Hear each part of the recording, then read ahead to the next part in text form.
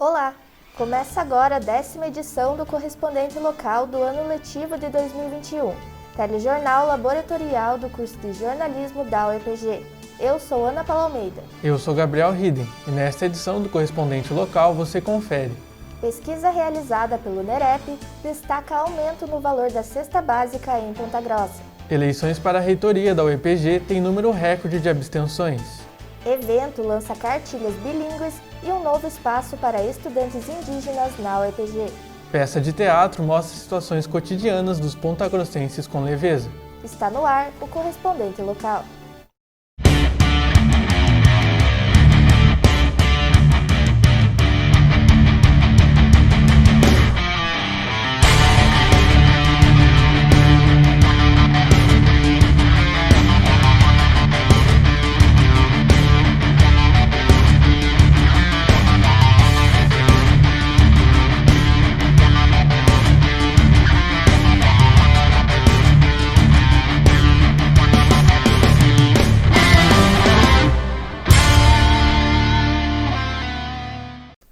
Em Ponta Grossa, grupos de voluntários fazem entrega de comida para moradores de rua. Assista a reportagem de Ana Moraes. O Anjos da Noite é um dos projetos firmados no município que entrega sopas, lanches e marmitas para pessoas em situação de rua. As ações acontecem com o intuito de diminuir a fome na cidade e também prestar atendimento nesse período de frio que se aproxima. Em entrevista à nossa equipe de reportagem, o cofundador do projeto, Lucas Malaquias, conta mais sobre a iniciativa. O Anjos da Noite é uma ONG que surgiu lá em 2013, através de uma ideia que eu tive com mais dois amigos meus, de a gente sair fazer um atendimento humanitário com moradores de rua, principalmente nas épocas de inverno aqui em Ponta Grossa, que é um inverno muito tenebroso, muito terrível.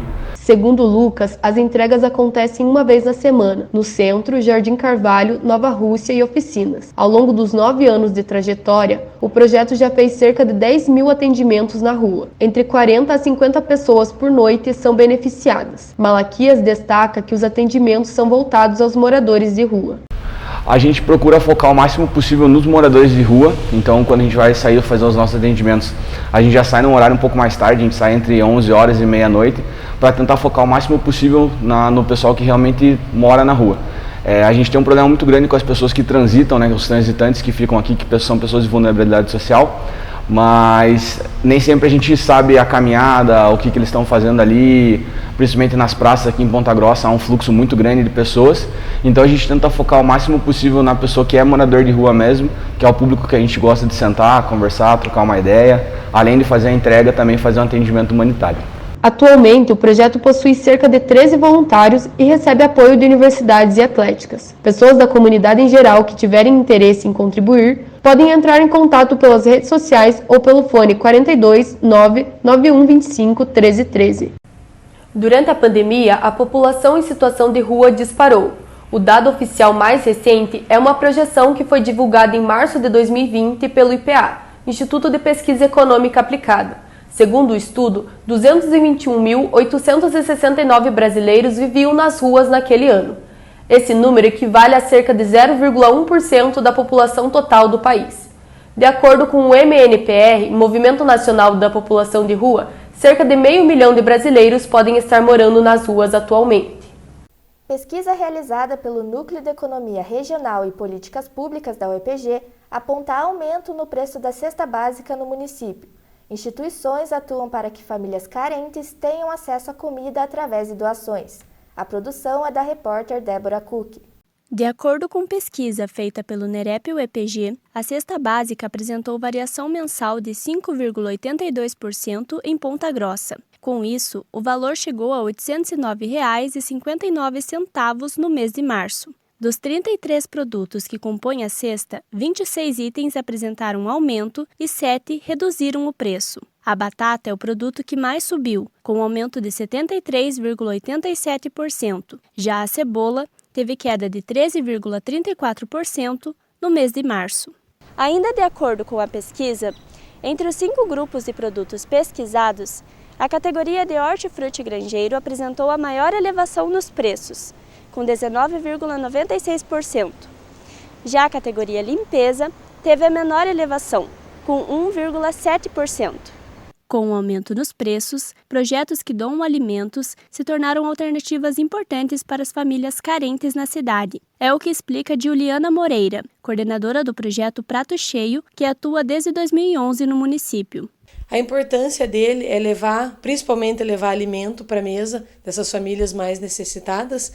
A gente afirma muito a questão de desigualdade social. Então, automaticamente quem tem mais está cada vez mais para cima e quem tem menos está cada vez mais para baixo. Então, a importância, a tentar igualar essa desigualdade social. Atualmente, o Prato Cheio possui a meta de atender 30 famílias por mês. A coordenadora explica como as pessoas podem se tornar beneficiárias do projeto. Eles podem entrar em contato diretamente com os coordenadores, comigo ou com o Rafael, e tá se cadastrando no link que a gente disponibiliza para eles. É um link online, onde eles vão colocar lá nome, e-mail, telefone, endereço, principalmente a quantidade de pessoas que tem na casa e as maiores necessidades.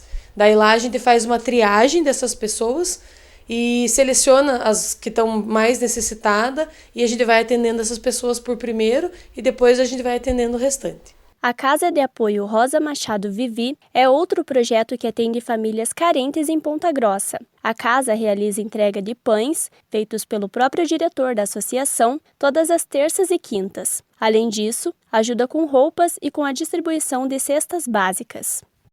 A gente entrega os alimentos, a cesta básica, uma vez por mês. A gente faz uma repescagem, assim, metade são 60 famílias, 70, assim, que a gente doa.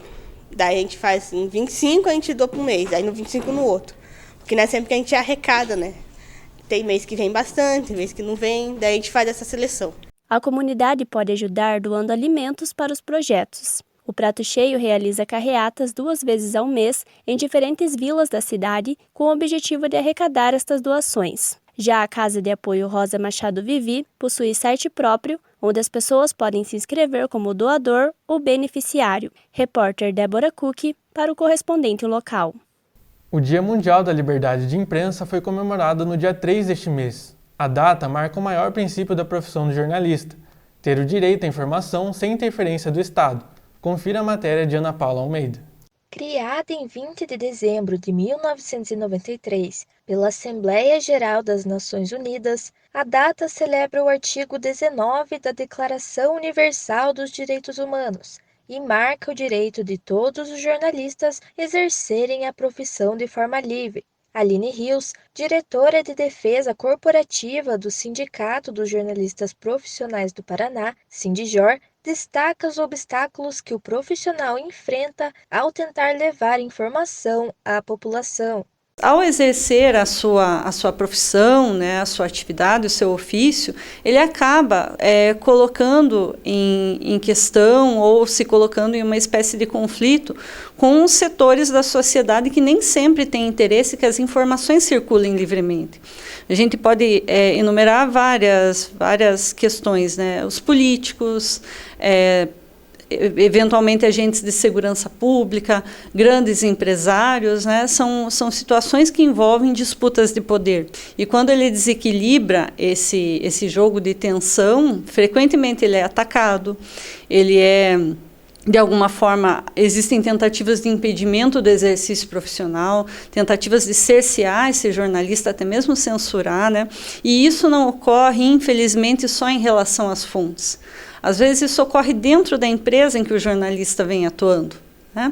Então, às vezes a empresa em que o jornalista atua tem seus interesses também, né? Atua, de certa forma, aí, em uma simbiose com o campo político ou empresarial, eventualmente, e acaba que isso, muitas vezes, pode gerar algum tipo de interferência. É claro que, eticamente, isso é extremamente questionável, porque não é o que deve ser feito, mas acontece, que é exercer uma pressão e algumas informações que deveriam chegar à sociedade acabam não chegando. Diariamente, jornalistas são atacados física e verbalmente no Brasil, e muitos dos agressores são influenciados por questões políticas. Aline Rios destaca que, para esse número diminuir, é preciso que várias frentes ajam a favor disso. São ações isoladas que podem contribuir para que a gente tenha uma redução da violência contra jornalistas. A gente tem que ter atuação em várias frentes, né? Seria quase como um trabalho em rede. Isso passa tanto pelo compromisso das instituições garantidoras da democracia, né? No sentido de termos aí um sistema, né? Medidas que assegurem a atividade jornalística, o exercício dessa atividade com liberdade, com respeito, com condições de atuar. E também passa pelo combate à impunidade, porque, infelizmente, uma grande maioria dos casos de violência contra jornalistas no Brasil e na América Latina ainda não resulta efetivamente na responsabilização dos envolvidos. Em 2021, foram registradas 430 ocorrências contra os profissionais da área pela Federação Nacional dos Jornalistas. Esses ataques se devem a 3 fatores: as ações do presidente Jair Bolsonaro, dos seus apoiadores contra veículos de imprensa e a censura posta pelo governo federal. A jornalista comenta ainda sobre as ações do presidente em relação à profissão e como isso afeta a credibilidade dos veículos de imprensa. Ele não ataca, muitas vezes não ataca jornalistas específicos, embora isso também ocorra, mas ele busca minar a confiança que a sociedade tem nessa atividade. Colocar em questão o que o jornalismo faz e o que o jornalista faz. A gente chama isso de um ataque à credibilidade, né? Isso afeta a confiança, afeta a legitimidade, e isso encoraja, né, pessoas, estimula as mais variadas pessoas para que desconfiem primeiro, né, da atividade desse jornalista, para que vejam esse jornalista de uma forma distorcida e, por conseguinte, em qualquer situação se ache, né, empoderada a ponto de atacar também esse jornalista. 2022 é ano eleitoral e o trabalho do jornalista se intensifica, cobrindo a agenda dos candidatos à presidência e a decisão da população. Isso faz com que esses ataques à liberdade de imprensa e aos jornalistas aumentem. Rios comenta sobre as dificuldades enfrentadas nessa época. Existe uma variação no sentido de ter um acréscimo mesmo de casos, né, de violência contra jornalistas em período eleitoral, né, principalmente da eleição presidencial, né, porque a gente vive um cenário que ele é bastante complexo, né, uma fragilização democrática, uma polarização também alta, né, de certa forma.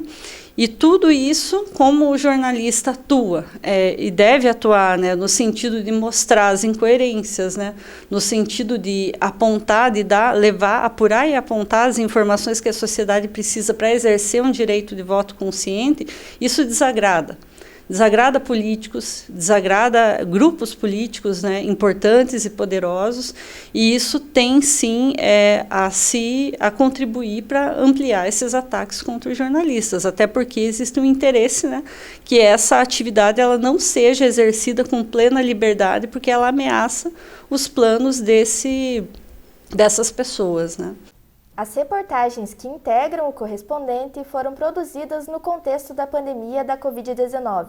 Com o retorno das aulas presenciais em fevereiro de 2022, as reportagens e entrevistas estão sendo feitas seguindo os protocolos de biossegurança da UEPG e do curso de jornalismo. Taxa de abstenção de alunos na eleição para reitor da UEPG em 2022 é a maior dos últimos 8 anos. A produção é da Larissa Honório. No dia 13 de abril, foi realizada a eleição da reitoria da Universidade Estadual de Ponta Grossa. A Chapa 2, sempre o EPG, venceu com 56,9%. No total, 3.693 eleitores foram às urnas. Enquanto o voto dos docentes e dos agentes universitários era obrigatório, o dos alunos era facultativo. De 11.328 alunos aptos a votar, somente 1.934 exerceram o direito, o que representa uma taxa de abstenção de 82,9%. A estudante de enfermagem Bianca Gonçalves Cunha conta que um dos motivos pelos quais ela não votou foi por não conhecer as propostas dos candidatos. Bom, eu não votei porque, atualmente a gente não está tendo todas as aulas presenciais, uns 3 dias na semana particularmente. E justamente naquele dia eu não ia ter aula presencial, então fica muito pesado para mim me locomover da minha casa e ir para o EPG só para votar e depois voltar. E eu ainda não tenho a minha meia passagem, então fica um custo muito pesado para mim. Eu não conhecia os candidatos, não conhecia propostas deles, aí considerando isso, eu achei melhor não ir também, porque vai que eu votasse em um que a proposta não batia com os meus ideais. A estudante de Direito, Tainá Silva, comenta que as provas do final do ano letivo podem ter ocasionado a alta taxa de abstenção. Eu achei que o que atrapalhou bastante, talvez a campanha deles, tenha sido o final do nosso ano letivo mesmo, porque como acho que todos os alunos estavam tendo que entregar trabalho, tendo que entregar prova, era muito mais difícil você querer ir atrás de uma coisa além e querer saber mais das propostas e tudo mais, para todo mundo vir votar e se interessar mais.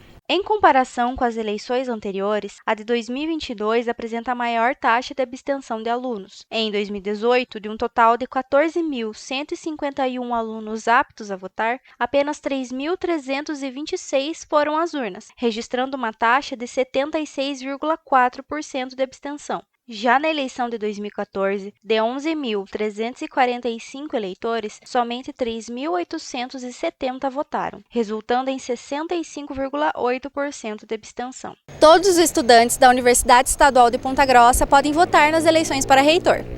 É importante contar com a participação dos alunos nesse processo democrático para que ele seja cada vez mais eficaz. Evento lança cartilhas bilíngues e um novo espaço para estudantes indígenas na UEPG. Veja a matéria do repórter Gabriel Ride. O Coletivo de Estudos e Ações Indígenas, o CEAI, em conjunto da Pró-Reitoria de Assuntos Estudantis da UEPG, divulgou cartilhas desenvolvidas por acadêmicos indígenas das áreas da saúde. Com textos escritos em caingangue e português, os materiais buscam conscientizar sobre doenças como hipertensão e diabetes em gestantes e também a necessidade do cuidado odontológico em crianças. Júlia Isabela de Souza, da aldeia Cacané Porã, é estudante de pedagogia na UEPG. Ela comenta sobre a valorização da cultura indígena dentro da universidade. A gente pôde ter essa visibilidade dentro da universidade e está aí a prova de muita luta, muito choro e conseguimos nosso espaço e estamos conseguindo apresentar os materiais que as meninas estão conseguindo elaborar junto com os projetos de extensão, as professoras que vêm dando apoio, então isso está sendo muito importante para a gente como acadêmicos indígenas na universidade. Em comemoração ao Dia dos Povos Indígenas, ocorreu no campus de Uvaranas da UEPG a inauguração de um novo espaço para esse grupo de estudantes. O evento Saberes Indígenas contou com a presença do reitor Miguel Sanches Neto. Então este é um espaço extremamente importante, ele é um espaço simbólico, que é um centro acadêmico dedicado exclusivamente aos alunos e às alunas indígenas. Então a universidade, como uma universidade que tem o vestibular indígena, ela precisa propiciar espaços de convivência, espaços de estudos, espaços de representação política para esses alunos indígenas. Então aqui funcionará realmente esse centro mesmo de encontro dos nossos alunos e das nossas alunas. Letícia Fraga, professora do Departamento de Letras da UEPG, membro do CEAI e da Comissão Universidade para os Índios, relata a necessidade que estudantes indígenas sentiam da criação de um centro acadêmico próprio para eles. E aí eles não tinham espaço, onde pudessem fazer essas atividades. E muitos também não tinham computador, então eram essas demandas, demandas de 20 anos, que foram atendidas então por essa gestão da UEPG, especialmente pela Pró-Reitoria de Assuntos Estudantis, a partir do momento em que ela foi criada em 2019. Hoje a gente está fazendo aqui no espaço uma personalização, uma pintura, junto com os estudantes indígenas, que seria algo que eles gostariam de fazer, para personalizar o espaço, para que eles possam se sentir à vontade, o máximo que eles, para que a UEPG seja de fato um território indígena. Repórter Gabriel Riden para o correspondente local. Produtos e banhos para animais domésticos tiveram alta no ano de 2022. Entenda a situação com a repórter Tainá Lira.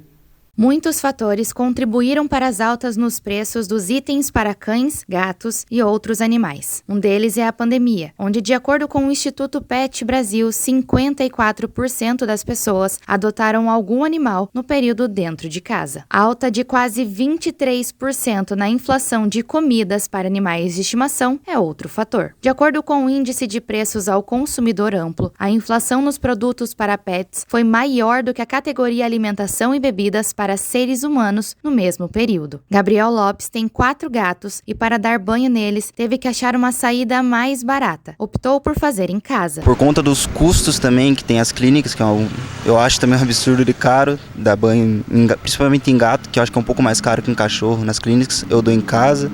Como eu tenho bastante gato e eu tenho que trazer eles frequentemente na clínica, já é um custo a mais para mim também, porque eu tenho 4 gatos, né? Eu prefiro também dar em casa. Com a pandemia de Covid-19, a adoção de animais dobrou no Brasil, tornando o país o 3º mercado principal do mundo. Mas isso fez com que a procura pelos produtos fosse maior, o que gerou mais demanda e um peso maior no bolso dos donos. E isso fez com que procurassem outras maneiras para reduzir os custos das despesas dos animais, como no caso de diminuir a frequência no pet shop e dar banhos em casa. Mas o barato pode sair caro e a economia no valor do banho pode trazer prejuízos à saúde do seu animal de estimação se não for feito de maneira correta e por um profissional.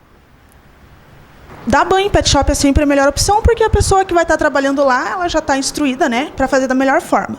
Mas como hoje em dia está tudo muito caro, é bom também tentar fazer em casa, só tomar cuidado com a questão da secagem, porque isso pode acontecer de causar fungo na pele, problema com dermatite, entre outras coisas, e a secagem da orelha, que é muito sensível. Tá? Então tem risco ali de estar uma inflamação e depois ter que ficar gastando com o veterinário também. Cuidar bem também com o tipo de produto, shampoo, perfume que vai passar, que também pode agredir bastante a pele do animalzinho. E ingestão também, né, de shampoo, do perfume ali, que pode acontecer de intoxicar. Então tem que tomar cuidado. Dá para fazer em casa, mas tem que fazer com cuidado. Em Ponta Grossa, a média de preços para banhos por mês pode passar de R$ 150. Caso opte também pela tosa, terá de desembolsar mais um valor, cerca de R$ 40. Reportagem por Tainá Lira para o correspondente local. Skatistas pedem melhorias na pista de skate de Olarias. Mais detalhes com o repórter Levi de Brito. A pista de skate de Olarias, ou Quadrinha, foi inaugurada em 2019 e foi construída com verba orçamentária destinada pelo deputado federal Sandro Alex. A pista conta com uma área de aproximadamente 900 metros quadrados e possui 11 obstáculos. Apesar de ser considerado um espaço de padrão internacional, o skatista Gabriel Smith aponta alguns dos defeitos do local. Tem alguns pontos ruins, né, aí, tipo o sol atrapalha demais aí, tipo lá por umas 1, 2, 3 horas por aí, não tem nenhum lugar para nós proteger, o único local mais perto é o Condor, ali em cima, longe, né. Daí, fora isso, tem o piso que está se desgastando por causa do tempo, né, os obstáculos aí feitos de concreto, como vocês podem ver.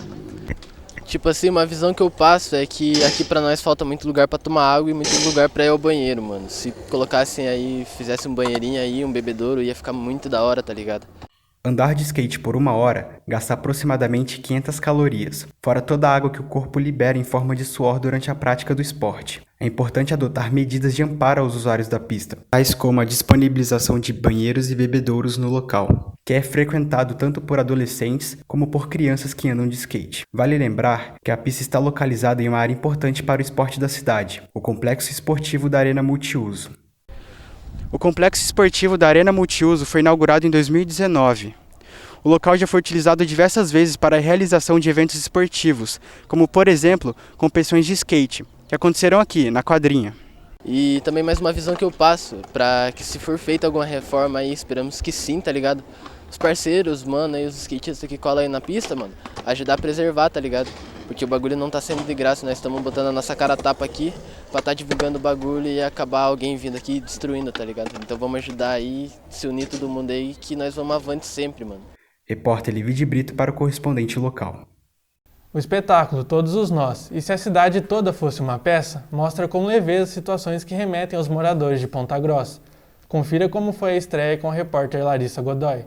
Dando continuidade nos eventos culturais em Ponta Grossa, de maneira presencial, Após 2 anos parados em função da pandemia de Covid-19, na última semana, entre os dias 20 a 23 de abril, no Cine Teatro Ópera, teve o espetáculo musical Todos os Nós. E se a cidade toda fosse uma peça? Que contou com 15 artistas no elenco e 4 técnicos, todos participantes do grupo de teatro de Ponta Grossa. A apresentação conta a história de um homem que veio para a cidade estudar e, na praça, encontra os moradores da região. A peça mostra os desafios, tropeços, vitórias e memórias de uma maneira regionalista sobre os personagens. O diretor, Paulo Henrique, destaca a importância da peça para a cidade. Esse formato de espetáculo que a gente está fazendo na caixa cênica, com um cenário, com um figurino grande, com uma iluminação grande, é legal tanto para o grupo ter essa experiência em Ponta Grossa, que é algo difícil de acontecer, e também para Ponta Grossa receber um espetáculo desse, que com esse porte é bem grandioso e que fale da nossa gente, né? Que fale sobre a nossa cultura, sobre os nossos costumes. É um espetáculo da nossa gente, feito pela nossa gente e para a nossa gente. O diretor ainda explica sobre o que a peça fala. A peça ela faz uma analogia com a personagem principal, que é a Leonilda, com a princesa dos Campos Gerais. Então ela é a nossa princesa da peça, ela é a nossa princesa da Princesa dos Campos. Ela também tem um paralelo muito com a vida, com esses ciclos da vida. Tudo começa, tudo se inicia.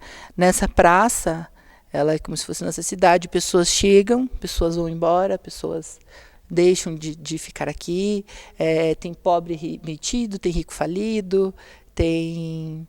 Então são retratozinhos da nossa sociedade e que ela tem um começo, meio e fim, mas ela fala sobre vida. Então ela fala sobre processos que muitas vezes não se encerram todos de uma vez só. Se ligue Loki, caipora, caiporento, janho, vacarpium-lote e jaguara são gírias que apenas os moradores de Ponta Grossa conhecem. A peça traz com bom humor situações típicas dos pontagrossenses.